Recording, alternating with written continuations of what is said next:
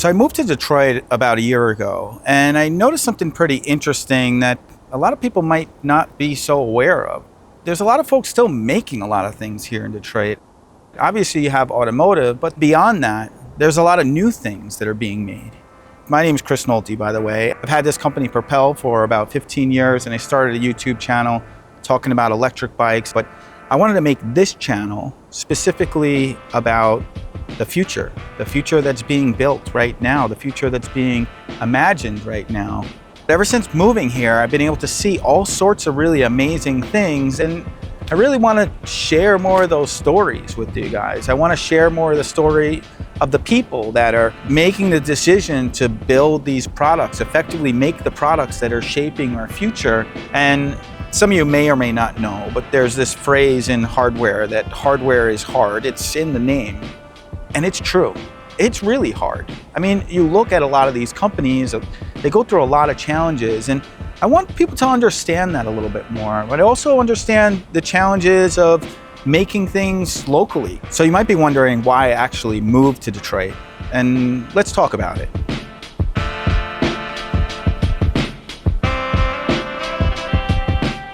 So a friend of mine from Brooklyn named Justin was involved with a brand called Vela.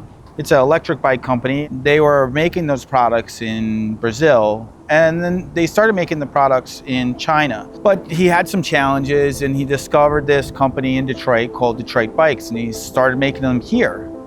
And then he started thinking like maybe more bike companies or more hardware companies could be making their products here in Detroit.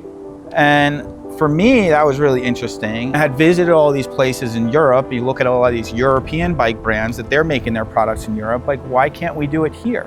And so he came to me and he said, what do you think about starting a company? And I have to admit, some people might judge me by this, but I said yes pretty quickly. And part of it is I had been thinking about this a lot.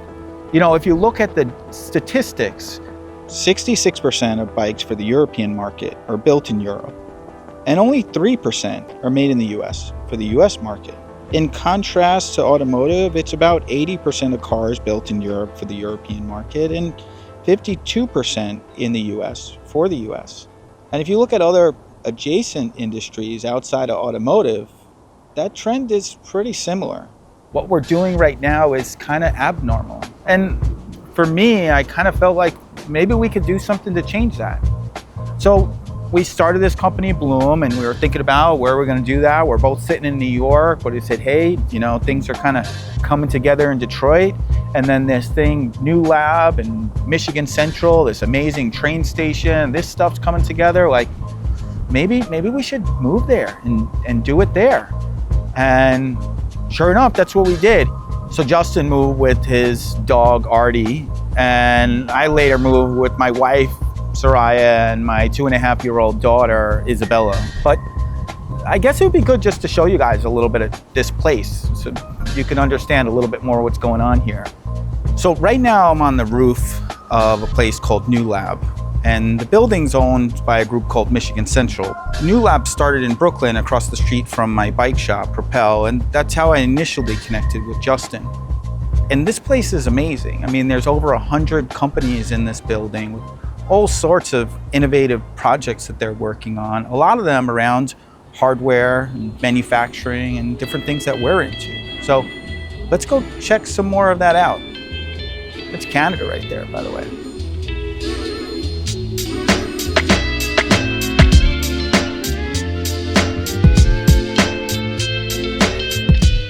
So on first glance, you know, people look at Newlab and they probably think it's some type of WeWork situation, but it's way more than that. Just on the roof, they have a drone takeoff and landing pad, but there's many other things going on here as well. I mean, I have 30,000 square feet of shared shop space with over $10 million of equipment, stuff that you just don't see any place else. So really a great place to be making things. So they support with all sorts of things, certainly encouraging and enabling people to build things, but also beyond that, they're making all sorts of connections, whether it be with folks from the government or folks from larger enterprise companies, whatever it may be. There's this kind of natural connection here at Newlab, and it's really quite cool. But Newlab is just part of it. So Newlab manages this building, which is an old book depository. This building used to hold all the books for Detroit public schools. And it's next door to Michigan Central train station. It used to be one of the biggest train stations in the world. But as with many things around that time, things kind of started to fall apart, and they eventually shut the train station down, and really nothing had went on there for essentially 30 plus years.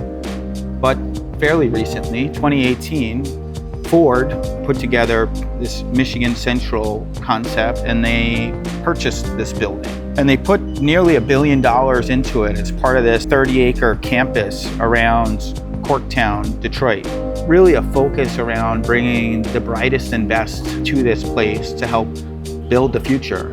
And I felt like it's a really good place to kind of create this channel about future in the making. And really that's the intent of this channel. So, creating different types of content, whether it be me just talking and walking people through different interesting places and spaces, whether it be around manufacturing or things related to that, interviewing different folks, particularly, as I mentioned earlier, the idea that we could build more things here. It's not at all exclusive to that, but I do believe that we can build more things here, and I want to talk to more folks that believe that crazy idea as well. We want to tell the stories of everything from electric bikes to drones to charging infrastructure.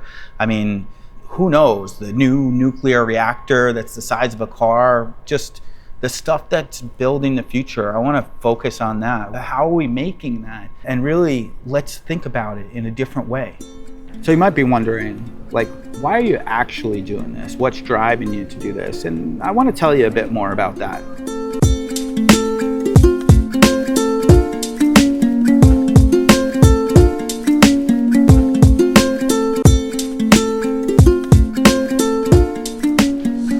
So really, this journey started in Iraq. So I was there in 2003, and I was driving fuel trucks for the Army. And naturally, at the beginning of the war, I saw some pretty nasty stuff. And for me, I felt really compelled to want to stop this, want to just do something different. How can we prevent these type of things from happening again? That's when I came across electric bikes. So I ended up getting one for myself and had a great experience. I was able to connect more with my community and my friends and do more things, and ultimately built a business on that. But as I went deeper, I saw, okay, yeah, this is great. Lessen your dependence on foreign oil, really connect communities more, all these sort of benefits. But when you peel the layer back and you think about how most of these products are made, in this case, 97% of them are made overseas, really not always making these things in the best way. And I was thinking there's got to be some way to change that. And that's really where this came from, to go deeper. It's great that we're introducing all these innovations, whether it be electric bikes or drones or solar panels or whatever the case may be. I'm excited about this, and I don't want to deter folks from doing that.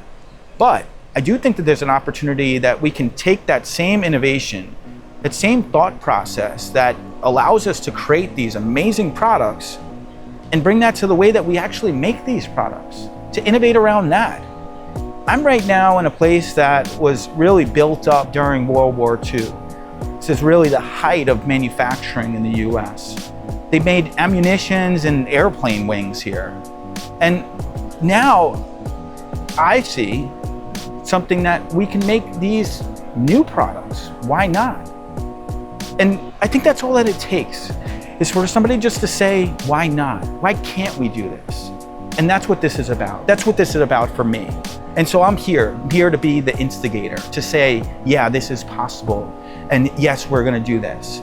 And you might question that and you say that this is not possible, and we read the comments all the time, but I'm just gonna say, watch.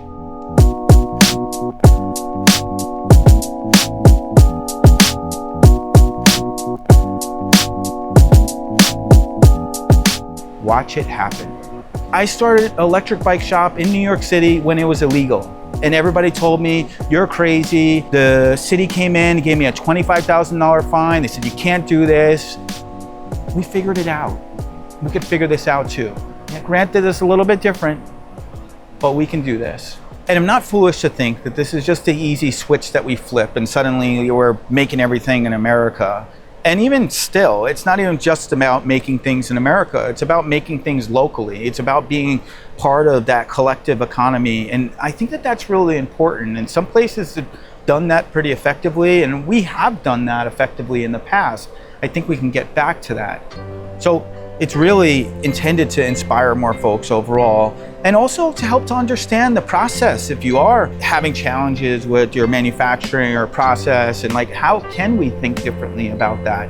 Because one thing that I do know is that we can do more together than we can on our own. And hopefully this kind of becomes a community that we can collectively solve some of these problems. I think there's a real opportunity to do that. Although I might be just the one crazy guy thinking that this stuff is possible, the reality is I think there's a lot of other crazy people out there just like me. And I want to engage with you. I want to engage with more folks, and hopefully collectively together we can actually get more people to believe in the impossible. We've done a lot of that sort of stuff already.